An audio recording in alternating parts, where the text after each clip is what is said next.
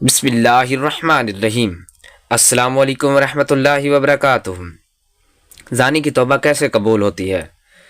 زنا سے توبہ کرنا، زنا کی سزا کیا ہے؟ ایک نوجوان صحابی جسے لوگ معاذ رضی اللہ تعالیٰ عنہ کے نام سے جانتے ہیں، ان کی شادی مدینہ منورہ میں ہوئی تھی۔ ایک دن شیطان نے ان کو پھسلایا، ان کو ایک انصار کی لڑکی پر مائل کر دیا اور راہ حق سے ہٹانے کی کوشش تھی۔ معاذ رضی اللہ تعالیٰ عنہ شیطان کے جھانسے میں پھنس گئے اور اس لڑکی کو تنہائی میں لے گئے۔ اب یہ دونوں تھے اور تیسرا ان میں شیطان تھا۔ وہ برائی کو ان دونوں کے لیے نہایت خوبصورت اور پرکشش بنا کر پیش کر رہا تھا۔ وہ دونوں بہک گئے اور جوانی کی طغیانی کا شکار بن گئے۔ جب معاذ رضی اللہ تعالیٰ عنہ اپنے جرم سے فارغ ہوئے تو شیطان نے اس کا ساتھ چھوڑ دیا۔ اب وہ پھوٹ پھوٹ کر رونے لگے اور اپنے نفس کا محاسبہ کرنے لگے اور اپنے آپ کو ملامت کرنے لگے۔ آنکھیں دل کو جلانے لگیں۔ وہ بے قرار ہو کر روحانی طبیب حضور صلی اللہ علیہ وآلہ وسلم کی خدمت میں آئے اور آپ صلی اللہ علیہ وآلہ وسلم کے سامنے کھڑے ہو گئے۔ احساس گناہ اسے تڑپانے لگا، کہنے لگے، اے اللہ کے رسول، مجھے سے ایک گناہ ہو گیا ہے، یعنی زنا ہو گیا ہے، مجھے پاک کر دیجئے۔ نبی صلی اللہ علیہ وآلہ وسلم نے ان کی طرف سے منہ پھیر لیا۔ وہ صرف دوسری جانب آ گئے، بولے، اے اللہ کے رسول، میں شیطان کے جھانسے میں آ گیا، زنا کر بیٹھا ہوں، مجھے پاک کر دیجئے۔ نبی صلی اللہ علیہ وآلہ وسلم نے فرمایا، تجھے پر افسوس ہے، واپس چلا جا اور اللہ تعالیٰ سے اپنے گناہوں کی معافی مانگ اور توبہ کر لے۔ وہ تھوڑی دیر بعد پھر آ گیا۔ گناہوں کی آگ نے اس کو سکون چھین لیا۔ وہ صبر نہ کر سکا۔ نبی کریم صلی اللہ علیہ وآلہ وسلم نے اس کے بارے میں حکم دیا کہ اسے یہاں سے نکال دو۔ اسے نکال دیا گیا۔ وہ چوتھی مرتبہ پھر اب چلا آیا۔ نبی کریم صلی اللہ علیہ وآلہ وسلم نے لوگوں سے پوچھا، کیا یہ دیوانہ ہے؟ لوگوں نے کہا، اللہ کے رسول، ہم تو اس میں ایسا کوئی مرض نہیں پاتے۔ آپ نے فرمایا، شاید اس نے شراب پی ہوئی ہے، اس لیے ایسی حرکتیں کر رہا ہے۔ ایک آدمی کھڑا ہوا ہے، اس نے معاذ رضی اللہ تعالیٰ عنہ کا منہ سونگا، اسے شراب کی کوئی بو محسوس نہیں ہوئی۔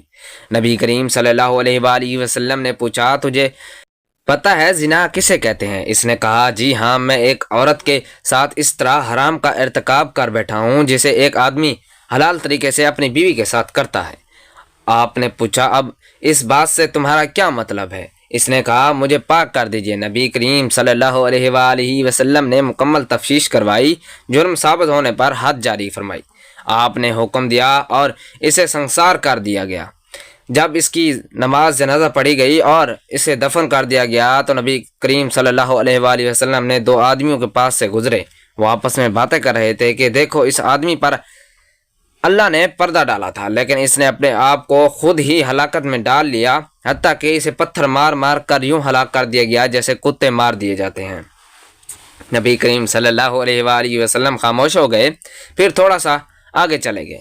ایک مردہ گدھا پڑا ہوا تھا، اسے دھوپ نے جلا دیا تھا، اور جب نبی کریم صلی اللہ علیہ وآلہ وسلم نے اس گدھے کو دیکھا تو پوچھا، فلاں فلاں آدمی کدھر ہے؟ وہ دونوں بولے، اللہ کے رسول، ہم یہاں ہیں۔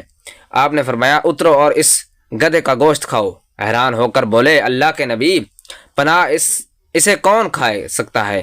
آپ نے فرمایا، ابھی ابھی جو تم اپنے بھائی کی عزت پامال کر رہے تھے وہ اس گدھے کو کھانے سے بھی زیادہ بدتر ہے۔ معاذ رضی اللہ تعالیٰ عنہ سے ایسی سچی توبہ کی ہے کہ اگر یہ توبہ امت کے مابین تقسیم کر دی جائے تو انہیں کافی ہو جائے گی۔ مجھے اس ذات کی قسم جس کے ہاتھ میں میری جان ہے، وہ اس وقت جنت کی نہروں میں غوطے لگا رہا ہے۔ اے اللہ، جو گناہ ہم سے عافیت دینے کے باوجود عافیت میں دھوکہ کھا کر لیا جائے، یا تیری نعمت کو غلط ناجائز استعمال کیا ہو، یا آپ کے رزق کی وسعت کی وجہ سے گناہوں میں مبتلا ہو گیا ہوں، یہ عمل تیری رضا کے لیے کر رہا تھا لیکن نفس کی شہوت کے غلبے سے وہ کام تیری رضا سے نکل گیا ہو، اس کی معافی دے دے۔ اے اللہ، کوئی گناہ تھا میں نے رخصت سمجھ کر لیا، جو حرام تھا اس کو حلال سمجھ کر لیا، اور وہ تو آج اسے بھی معاف فرما دیجیے۔ اے اللہ، بہت سے گناہ آپ کی مخلوق سے چھپا کر لیے، مگر آپ سے کہاں چھپایا جا سکتا ہے۔ الہی، میں اپنا عذر پیش کرتا ہوں اور آپ سے معافی چاہتا ہوں۔ معافی چاہنے کے بعد بھی گناہ ہو جائے تو اس کو بھی معافی چاہتا ہوں، مجھے بخش دے۔ اے اللہ، جس گناہ کی طرف سے میرے پیر چلے ہوں، میرے ہاتھ بڑھے ہوں، میرے گناہوں نے اسے ویسا دیکھا ہو، زبان سے گناہ ہوئے ہوں، آپ کا رزق بے جا برباد کیا ہو، لیکن آپ نے باوجود اس کے کہ اپنا رزق مجھ سے نہیں روکا اور عطا کیا، میں نے پھر اس کی عطا کو تیری نافرمانی میں لگایا، اور اس کے باوجود میں نے زیادہ رزق مانگا، آپ نے زیادہ دیا، میں نے گناہ اعلان کیا لیکن آپ نے رسوا ہونے نہ دیا، میں گناہ پر اصرار کرتا رہا، آپ برابر علم فرماتے رہے، پس اے اکرام والے، اے اکرم اکرمین، میرے سب گناہ معاف فرما دیجئے۔ اے اللہ، جس گناہ کے صغیرہ ہونے سے عذاب آئے، جس گناہ کے کبیرہ ہونے سے عذاب آئے، زیادہ آ جائے، اس کے وبال میں مبتلا ہو جائے، اس پر اصرار کرنے سے نعمت زائل ہو جائے، ایسے سب گناہ میرے معاف فرما دیجئے۔ اے اللہ، میں نے تیرے مخلوق پر کسی قسم کا ظلم کیا یا تیرے دوستوں کے خلاف چال چلا، تیرے دشمنوں کی امداد کی ہو یا اہل اطاعت کے مخالفت ہو یا معصیت سے جا ملا ہوں اور اس کا ساتھ دیا ہو، الہی ان گناہوں کو بھی معاف فرما دے۔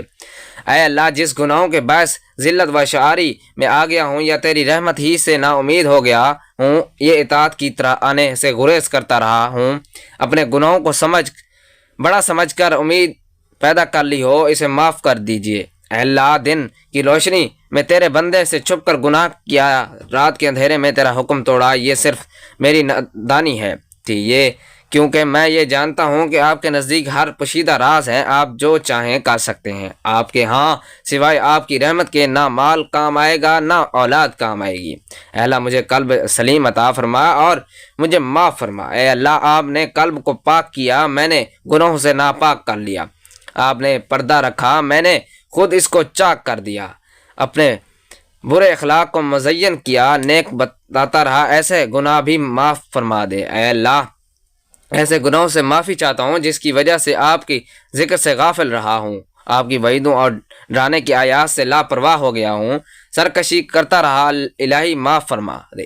اے اللہ، اس معصیت کی مغفرت کا طلبگار ہوں کہ بعض معصیت تیرے سوا کسی دوسرے کا پکارا ہو اور غیر اللہ سے مدد کی دعا کی ہو۔ اے اللہ، گناہ تو بڑا تھا مگر معمولی سمجھا اور اس کے ترک کے کرتے ہوئے نہ ڈرا، ان کی بھی نہیں معافی دے دے۔ اے اللہ، بہت سے بڑے گناہ کیے لیکن میں نے ان کو چھوٹا سمجھا اور اس خیال میں گزرا کہ دیکھا جائے گا، اب آئندہ ایسا نہیں کروں گا، آپ بچنے کی توفیق دے دیں، اب میں معافی چاہتا ہوں، ایسے سب گناہ بخش دے۔ اے اللہ، میں امانت میں خیانت کی ہو، خیانت کے مال ہو یا زبان کی ہو اور نفس کی ہو، ان کو مزین کر دیا اور میں اس میں مبتلا ہو گیا، یا شہوانی خیانت کر لی ہو یا کسی گناہ کرنے میں امدادی ہوں یا کسی بھی طریقے اور اس گناہ کرنے پر قوت پہنچائی ہو یا اس کا ساتھ دیا ہو، کبھی کوئی نصیحت کرنے والا آیا، میں نے اس کو برا بھلا کہا، میں کسی قسم کی اس کی آزاری ہو یا تکلیف پہنچائی ہو یا کسی حلیے کے ذریعے اس کا ناحق ستایا ہو۔